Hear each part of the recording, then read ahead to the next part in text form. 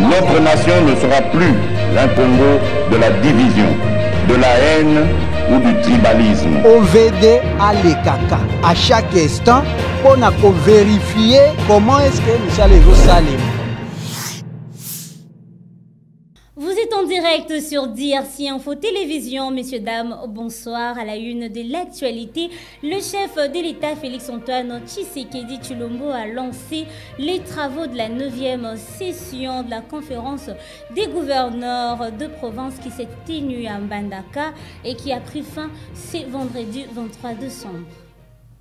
Une fois de plus, bienvenue, messieurs, dames. La 9e session de la conférence des gouverneurs a été lancée par le chef de l'État, Félix-Antoine Tshisekedi, et il s'est réjoui du fait que l'année 2022 a été une année de stabilisation des institutions provinciales. Suivez. Le président de la République, Félix-Antoine Tshisekedi Tshilombo, a lancé officiellement les travaux de la 9e conférence de gouverneurs qui se sont déroulés à Mbandaka du 22 au 23 décembre sur le renforcement de l'autorité de l'État pour relancer l'économie des provinces. Au cours de son discours inaugural, le chef de l'État a déploré la faible mobilisation de recettes au niveau des provinces et le pouvoir absolu des gouverneurs sur le contrôle du budget au détriment des ministres provinciaux des Finances.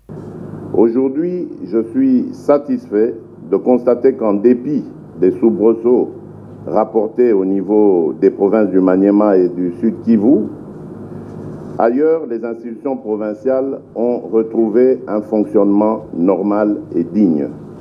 Le chef de l'État s'est ensuite apaisanti sur le programme de développement local des 145 territoires qui, selon ses propres termes, a été conçu et structuré à partir de la base, de sorte que les solutions préconisées correspondent aux besoins réellement exprimés par la population rurale elle-même. Un programme qui est à ce jour à l'étape de contractualisation. La mise en œuvre du programme de développement local des 145 territoires sur toute l'étendue de la République se poursuit tout en faisant face à deux contraintes, à savoir la lutte contre les groupes armés dans la partie Est, plus particulièrement contre le groupe terroriste du M23 soutenu par le Rwanda, et la résurgence des conflits intercommunautaires qui s'observent dans quelques provinces de notre pays. Ces deux situations, à l'origine de la crispation de l'environnement social et du climat politique, menacent la paix et la cohésion sociale. Face à ces menaces permanentes, mon engagement est sans faille pour la pacification du pays par l'éradication des groupes armés opérant dans sa partie orientale. Notez qu'il s'agit de la toute première mission d'itinérance à cette province, mais la deuxième dans l'espace Grand Équateur après sa visite à Zongo en 2020. En sa qualité de reporter de la conférence des gouverneurs, le vice-premier ministre Daniel Asselo Kito a rappelé l'engagement du chef de l'État à booster le développement d'essais, à quoi le participant s'y sont attelés au cours de ces travaux. Plus de détails avec Christelle Guenda.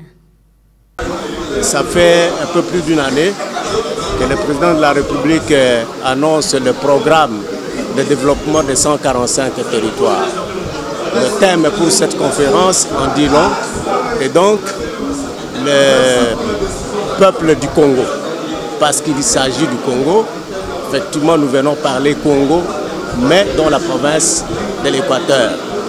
Ceci est à juste titre parce que dans l'avion où je me suis retrouvé, c'est avec 8 gouverneurs de province. Tous, ils viennent ici, à Mbandaka, pour parler développement à la base, développement de nos entités. Donc, pour le président de la République, le go sera donné à partir d'ici pour que tout le monde comprenne que le pays s'est construit à partir de la base. Voilà pourquoi le peuple de l'Équateur en particulier et celui du Congo en général devra attendre de cette 9e conférence de gouverneurs des choses aussi nobles pour le pays.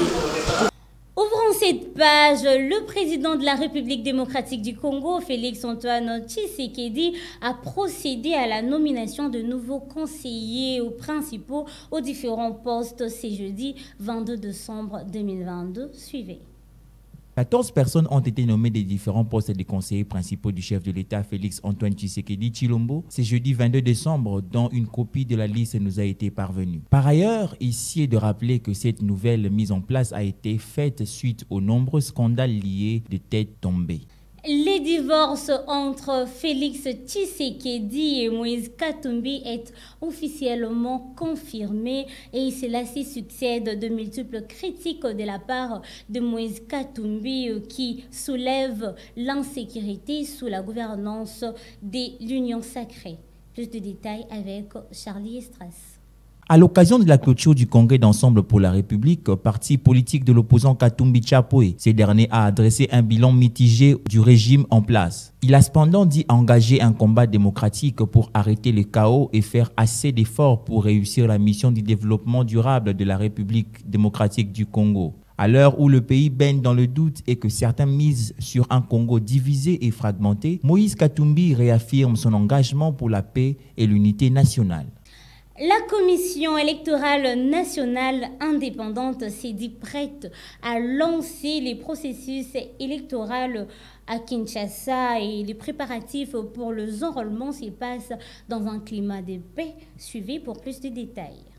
Les préparatifs de l'opération d'identification et d'enrôlement des électeurs se déroulent normalement à Kinshasa. La secrétaire exécutive provinciale de la Commission électorale nationale indépendante dans la capitale, Anne-Marie Mukwayanzo Mpundu, l'a dit mercredi 21 décembre. Elle parle de la fin de la formation de tous les membres des centres d'inscription qui, selon elle, sont déjà bien outillés pour le bon déroulement de cette opération. Elle affirme en outre que l'heure est maintenant au déploiement des kits vers les centres d'inscription. Signalons par ailleurs que le déploiement de matériel des kits d'enrôlement dans les différents centres d'inscription ont déjà commencé depuis le mercredi. Notons que les enrôlements auront bel et bien lieu et que les préparatifs se passent bien.